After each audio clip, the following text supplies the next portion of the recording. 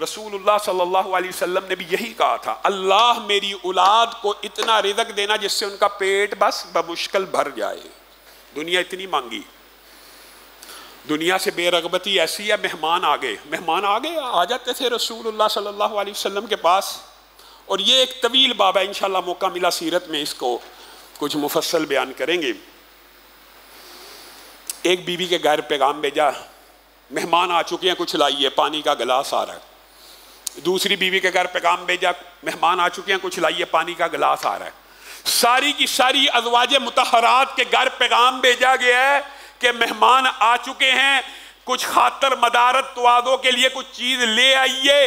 सारी की सारी अज़वाज के घर से आ रहा है तो पानी का गिलास आ रहा है। बस रसूलुल्लाह सल्लल्लाहु अलैहि वसल्लम बेचैन हो गए, कहा कौन है जो इस मेहमान की खातरदारी करेगा। एक साहबी उठे, वो फिर मशहूर वाक़या आपके सामने है। ले गए मेहमान को, और घर में खाना कितना है, सिर्फ अपने बच्चों के लिए, और रोशनदान को बंद किया, चिराग को गुल किया, और बनावटी अंदाज में साथ बैठ के खाने लगे जैसे हम भी बड़ा पेट भर के खा रहे हैं, आवाज़ें निकाल रहे हैं।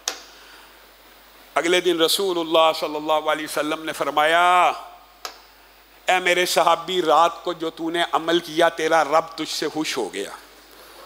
वयुसिरूना अला अनफुसिहिम, और ये हैं वो लोग जो अपनी ज़ात को भी मुकद्दम नहीं ठहराते, जबकि उनकी ज़ात को उस वक़्त ज़्यादा ज़रूरत होती है खाने की, लेकिन हुक्म रसूल है कि मेहमान की खातरदारी करो, अपना खाना छोड़ के उनके सामने पेश कर दिया।